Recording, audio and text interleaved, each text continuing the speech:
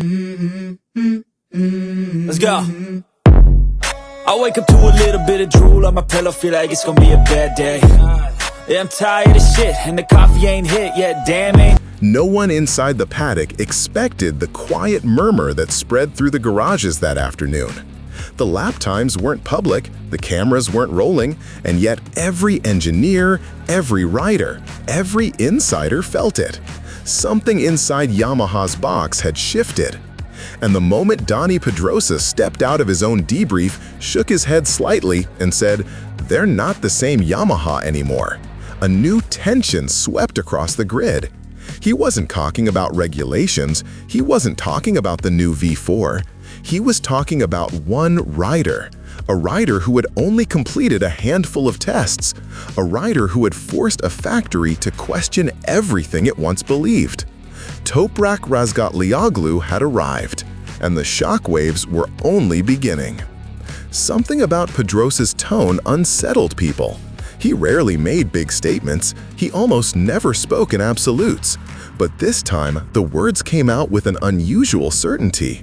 He said Yamaha finally looked like they had rediscovered an identity that had been missing for years, an identity shaped not by their long-held philosophy, but by the thunderous, unconventional instincts of a single rider.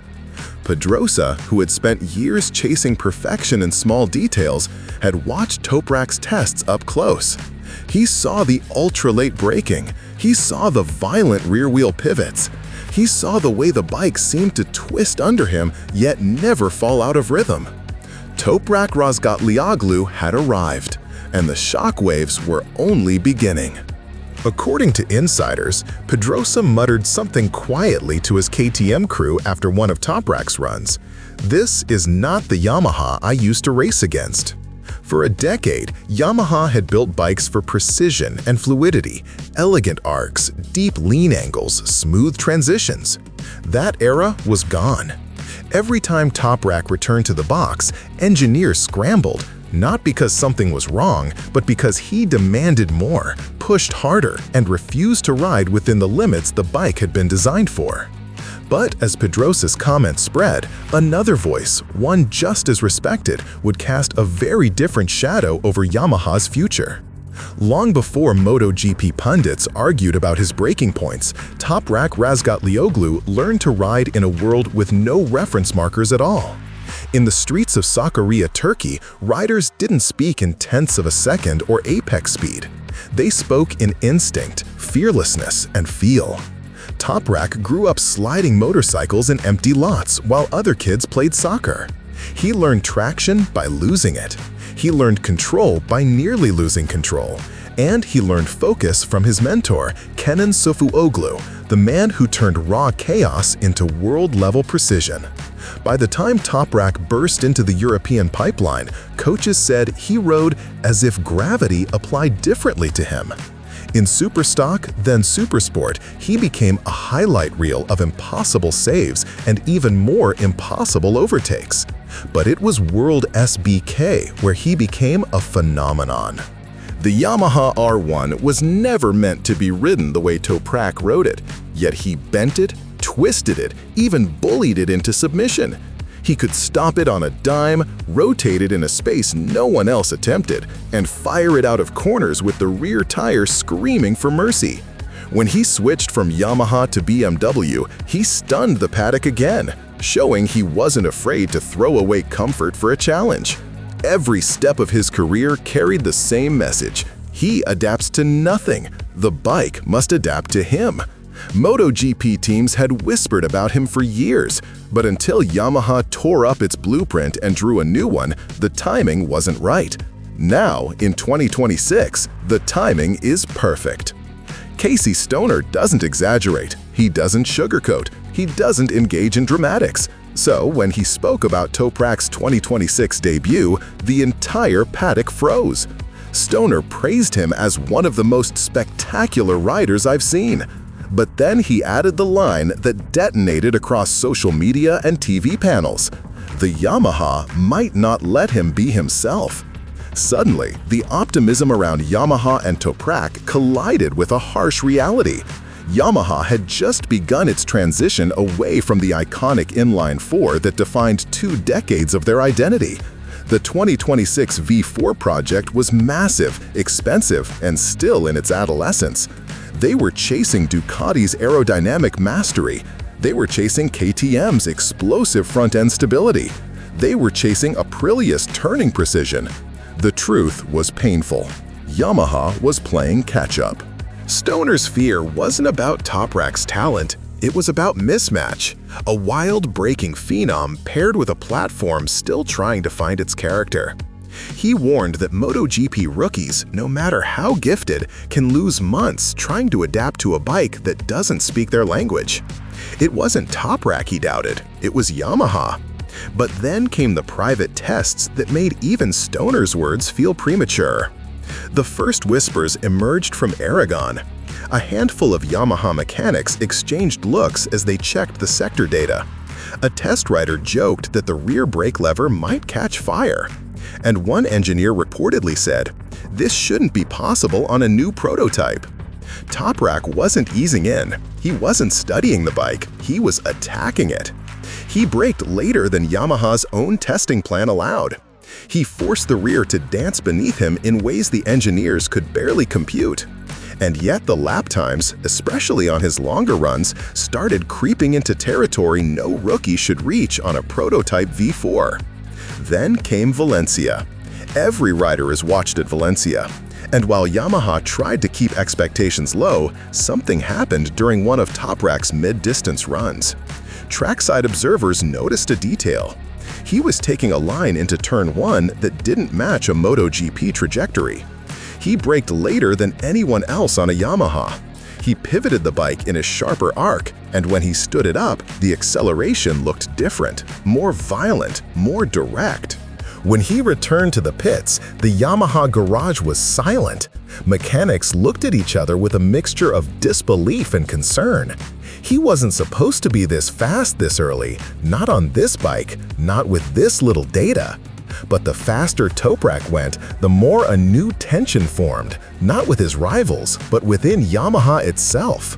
For years, Yamaha's identity centered around one rider, Fabio Quartararo. He defined their line choice, their setup direction, even their electronics philosophy. The M1 was built around flow, finesse, and mid-corner magic. But now, with the V4 project in full swing, Yamaha faced a brutal truth. Flow wasn't enough anymore. Aero had rewritten the rulebook. Acceleration mattered more. Braking mattered more. The modern MotoGP bike needed brutality, and Toprak brought plenty of that. Inside the Yamaha garage, a philosophical divide began to form.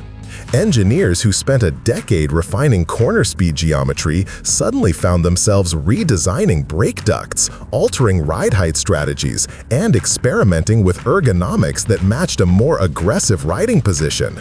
Some argued Yamaha shouldn't abandon the DNA that won them titles. Others said Yamaha had no choice, the sport had changed. But the most controversial rumor circulating through the paddock was this: Toprak's feedback was beginning to influence the entire V4 direction, not just for him, but for the whole factory.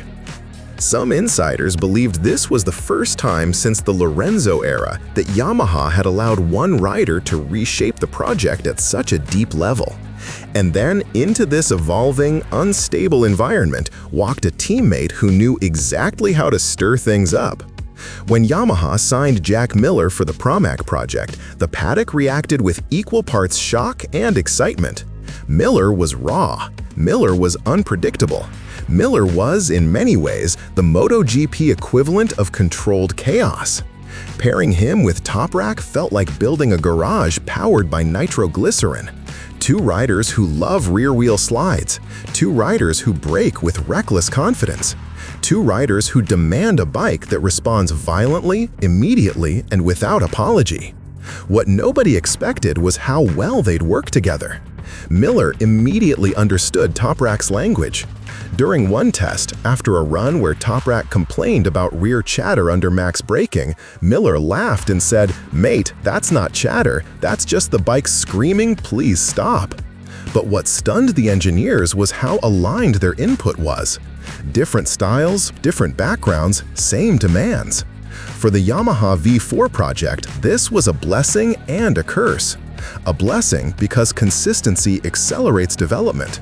A curse because if the bike doesn't match their preferences, both riders will struggle.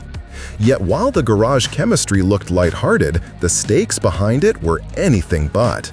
Because for all the laughs and unity, Toprak now faced the one enemy he couldn't outbreak: expectation. Every championship-winning rider feels pressure, but Toprak's burden in MotoGP is different. He isn't just a rookie. He isn't just a signing. He's the centerpiece of Yamaha's reconstruction. Every camera follows him. Every rumor circles him. Every bad lap becomes a headline. And unlike other rookies, he doesn't get the luxury of learning quietly. When he walks down pit lane, fans and media don't ask, "What can he do?" They ask, "Can he save Yamaha?" This creates a dangerous psychological loop. Push too hard and he risks overreaching. Hold back and critics say he's not adapting. Stoner's warning grows louder here. MotoGP punishes impatience. It punishes riders who try to bend a bike before understanding its personality. It punishes brilliance when brilliance becomes desperation. Inside the Yamaha box, engineers have already begun preparing for these moments. They know Toprak rides on emotion as much as technique. They know when he's frustrated, he can demand changes that send setup in a completely new direction. They know that if he qualifies poorly, he'll try to win the race in the first 3 corners. But they also know this: Toprak adapts faster under pressure than almost anyone they've ever seen. And this leads to the moment where everything changes, the moment that makes even Yamaha's doubters sit up straight. No one can agree on which exact lap it was. Some say it happened during a mid-afternoon race run. Others say it was early morning, when the track was cold and unpredictable. But the eyewitness accounts all share one detail. For a brief, electrifying moment, Toprak's V4 Yamaha looked like a weapon. He blasted into a high-speed corner with a braking marker nearly 5 meters later than Quartararo's reference point. The rear wheel hovered, the front dug in. The bike rotated as if the limits of traction didn't apply. And then, almost impossibly, he launched out of the corner with a line that shouldn't have been physically possible on a prototype still in development. Trackside observers turned to each other in disbelief. Some thought it was a fluke. Some thought he'd crash on the next lap. But lap after lap, he repeated it. Not every corner, not every lap, but enough to signal that something extraordinary was brewing. Pedrosa's early predictions suddenly felt prophetic. Stoner's warnings suddenly felt like they applied to the old Yamaha, not this one. Because in that one sequence of laps, the sport saw the future. A hybrid rider, a hybrid style, a hybrid Yamaha. Not quite MotoGP, not quite World SBK. Something in between, something new. A style that doesn't flow, doesn't conform, doesn't obey. A style that bends the bike, breaks the limits, and rewrites the physics MotoGP thought it understood. That lap wasn't about speed, it was about possibility. MotoGP 2026 isn't just another season.